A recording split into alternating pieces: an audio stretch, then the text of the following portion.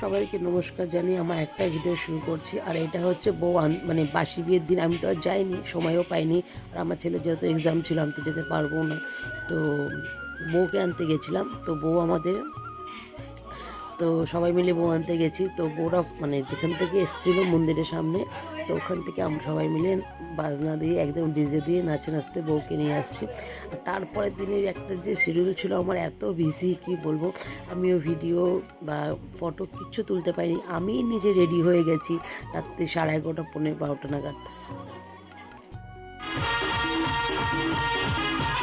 তো এই যে, আর কি বলতো, বাঙালির নিয়ম সবসময় লেট। তো একজন যদি লেট হয় তারপরে যেগুলো টাইম দেওয়া থাকে সেগুলো কিন্তু লেট। তো অনেকটাই লেট হয়ে গেছে।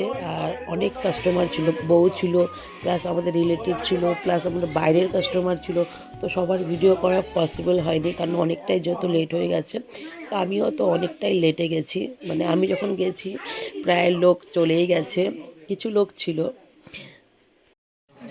তো সারাদিন পর আজকে আমি এখন ভিডিও বানালাম।